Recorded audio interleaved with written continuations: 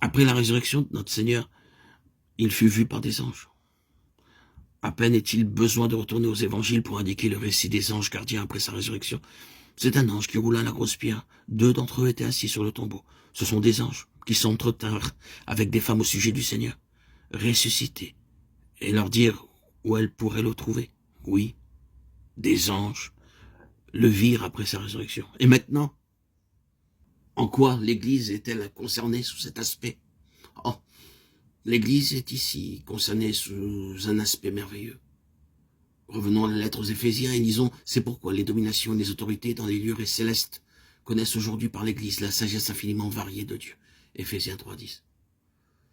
Je pense qu'il y a un petit doute que cette référence aux dominations et aux autorités comprend les anges qui ne sont pas tombés, et pas seulement les démons. Je ne sais pas si les anges de Satan ont besoin d'instructions au sujet de la sagesse infiniment variée de Dieu. Mais Dieu se révèle lui-même de façon merveilleuse à ses propres ministres angéliques, parce qu'il est en train de faire par le moyen de l'Église. Je ne peux le comprendre, je ne peux le saisir, cela est bien trop élevé pour moi. Mais telle est la déclaration. C'est une déclaration formelle que Dieu enseigne les principautés et les dominations en ce qui le concerne par ses activités dans l'Église. Cela signifie qu'il y a un domaine spirituel intelligent, de très haute intelligence spirituelle, d'intelligence angélique, qui reçoit instruction par l'Église. Et dans quel but? Je ne sais, mais cela représente quelque valeur extraordinaire. Cela représente évidemment quelque chose ayant une très grande signification. Cela peut nous paraître très souvent une piètre consolation dans des temps de souffrance, d'épreuves, d'adversité, de rude pression de la part de Satan, d'entendre alors que nous ne comprenons rien de tout ce qui nous arrive, que Dieu est en train d'instruire les anges et que les dominations et les autorités tirent bénéfice de tout cela. Nous n'en retirons pas un grand réconfort. Mais si nous avons compris, je pense que nous réaliserons que, tandis que nous ne pouvons pas en un tel temps accomplir un très grand ministère sur la terre, il y a un très grand ministère qui se réalise envers les principautés et les dominations par notre moyen. Ne pensez pas que courir pour tenir des réunions et faire un travail pour le Seigneur soit la seule façon pour des membres de l'Église d'accomplir un ministère. Le ministère peut également s'accomplir quand ces choses sont arrivées à un point mort, que toutes les activités terrestres pour le Seigneur sont arrêtées et que nous sommes dans une période pénible d'inaction. Ne concluez pas à cause d'une telle inaction qu'aucun ministère ne soit effectué ou que quelque chose de cette sorte soit retranché dans une telle période.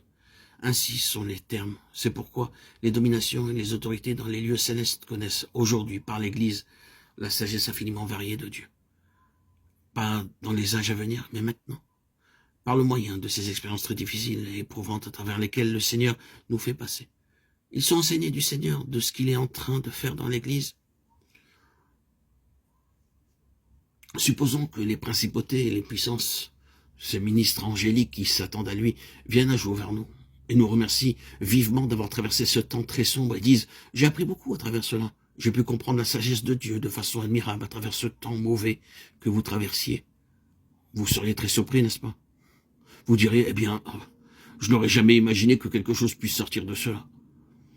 Je pensais que tout était stérile et que rien de tout ne pourrait en sortir. » Ce ministre angélique dirait « Oh, vous vous trompiez fortement. J'ai reçu beaucoup de bénédictions à travers ce temps fâcheux. » Ce n'est pas un essor de l'imagination. C'est sûr, c'est ce qui ressort effectivement d'une telle déclaration. Il y a un ministère que remplit l'Église, qui est toujours à part des estrades, des réunions, de toutes sortes d'activités que nous avons ici parmi les hommes. Il y a un ministère puissant qui se répercute et atteint les bords de l'univers. Dieu est en train de faire quelque chose en dehors de cette terre à travers ses voies envers l'Église ici-bas. C'est un ministère auquel il serait bon de bien vouloir prendre part. Je pense que nous n'avons pas besoin de nous attarder avec cela. Le ministère de l'Église doit être en faveur de toutes les nations, et il consiste en Christ dans toutes les nations. Son témoignage à l'égard du Seigneur doit être dans toutes les nations.